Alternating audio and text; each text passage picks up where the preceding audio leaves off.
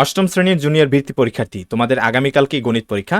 তোমাদের গণিত বিষয়ের পাটিগণিতের অংশের মাত্র 20টি সৃজনশীল নিয়ে হাজির হয়েছি। এই 20টি সৃজনশীল পড়লে তোমাদের পাটিগণিত থেকে আর কোনো সৃজনশীল পড়তে হবে না, এবং তোমাদের পাটিগণিত থেকে যে কয়টি প্রশ্ন আসবে ইনশাল্লাহ এই 20টি সৃজনশীলের ভিতর থেকে আসবে, আমি সেটা গ্যারান্টি দিয়ে তোমাদেরকে দিতে পারি। আশা করি তোমরা সেগুলো করবে। তোমাদের বইয়ের বা তোমাদের গণিত বইয়ের মাত্র 3টি অধ্যায়, প্রথম অধ্যায় প্যাটার্ন, দ্বিতীয় অধ্যায় মুনাফা এবং তৃতীয় অধ্যায় পরিমাপ, এই 3টি অধ্যায় নিয়ে পাটিগণিতের অংশ গঠিত। তোমাদের প্রথম অধ্যায় থেকে 7টি সৃজনশীল পড়বে, সেগুলো হলো প্রথম একটি সৃজনশীল তোমরা দেখতে পাচ্ছ এরকম। প্রত্যেকটা সৃজনশীল কিন্তু আলাদা, এখানে এক এক ধরনের এক একটা সৃজনশীল। এখানে একটি সৃজনশীল রয়েছে, এরপরে 2 নম্বরে একটি সৃজনশীল রয়েছে। তোমরা এটা পিডিএফ আকারে ডাউনলোড করে নিতে পারো অথবা স্ক্রিনশট নিয়ে নিতে পারো। 2 নম্বরে একটি সৃজনশীল রয়েছে, 3 নম্বরে আরেকটি সৃজনশীল রয়েছে। এখানে প্রত্যেকটা সৃজনশীল অধিকাংশই যেহেতু প্রথম অধ্যায়ের প্যাটার্নের কিছু মিল রয়েছে, সৃজনশীল আরেকটা সৃজনশীলের সাথে কিছুটা মিল রয়েছে, কিন্তু অন্যান্য অধ্যায়ে কিন্তু মিল নেই। এবং তোমরা এখানে যে কয়টি সৃজনশীল রয়েছে সবগুলোই করবে, ইনশাল্লাহ তোমরা পরীক্ষায় এ থেকেই কমন পেয়ে যাবে।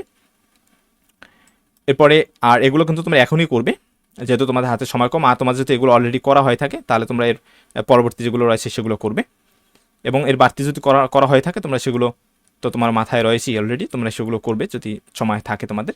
এরপরে 6 নম্বরে এবং সর্বশেষ 7 নম্বরে তোমরা দেখতে পাচ্ছ 7 নম্বরে একটি সৃজনশীল, 6 নম্বরে, তারপরে 5 নম্বরে, এরপরে 4 নম্বরে, তারপরে 3 নম্বরে এবং 2 নম্বরে, এরকম মোট 7টি সৃজনশীল রয়েছে মুনাফা থেকে। এরপরে দ্বিতীয় মুনাফা প্যাটার্ন থেকে, এরপরে দ্বিতীয় অধ্যায় মুনাফা থেকে। তোমাদের এখানে মুনাফা থেকে মোট 6টি সৃজনশীল দেওয়া হয়েছে, এবং 6টি সৃজনশীল এখানে 6 ধরনের, তাই সবগুলোই করবে, একটাও বাদ দিবে না। এখানে একটি সৃজনশীল রয়েছে, তারপর 2 নং একটি সৃজনশীল রয়েছে যেটা প্রত্যেকটা থেকে আলাদা আলাদা, 3 নং একটি সৃজনশীল, 4 নংয়ে, 5 নংয়ে এবং সর্বশেষ 6 নং, এই 6টি সৃজনশীল রয়েছে। এরপরে তৃতীয় অধ্যায় পরিমাপ থেকে তোমাদের 7টি সৃজনশীল দেওয়া হয়েছে। এখানে 7টা সৃজনশীল 7 ধরনেরই ধরা যায়।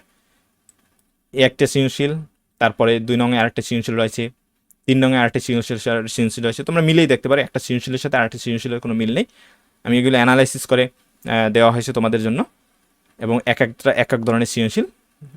যদি তোমাদের হুবহু কমন না আসে, যদি এদের নাম বা সংখ্যা চেঞ্জ করে দিবে তো অবশ্যই একটু ঘুরিয়ে ফিরিয়ে দেওয়া হলেও তোমাদের এর সাথে মিল থাকবে। এরপরে 5 নম্বর একটি সৃজনশীল, এরপরে 6 এবং সর্বশেষ 7 নংয়ে এই সৃজনশীল। এই আসলে তোমাদের মোট 2টি অধ্যায় থেকে 7টি করে এবং আরেকটি অধ্যায় থেকে 6টি করে, মোট 20টি সৃজনশীল করলেই আসলে তোমাদের পাটিগণিত কমপ্লিট আমি মনে করি। এরপরে বড় আরেকটি সাজেশন দেওয়া হয়েছে, তোমরা সেটাও দেখতে পারো। এর পরবর্তী সময়ে বীজগণিত, তারপরে জ্যামিতি এবং তথ্যপত্রের সাজেশন দেওয়া হবে খুব দ্রুত সময়ের মধ্যে, তোমরা সেগুলো দেখবে, এবং সেখান থেকেও গুরুত্বপূর্ণ সৃজনশীল দেওয়া হবে তোমাদের। এখন অন্য কোনো হিজিবিজি অঙ্ক বা বইয়ের অঙ্ক বা অন্যান্য অঙ্ক করার সময় নেই, কারণ সেগুলো অলরেডি তোমরা অনেকবার করেছো বা তোমরা সেগুলো অনেক করেছো। এখন তোমরা ইম্পর্টেন্ট কিছু অঙ্ক করবে যেগুলো তোমার পরীক্ষায় আসার মতো। আশা করি বুঝতে পেরেছো, হয়তো কোনো সময় নষ্ট করা যাবে না। ধন্যবাদ সবাইকে, পরবর্তী সাজেশনগুলো দেখার আমন্ত্রণ রইল।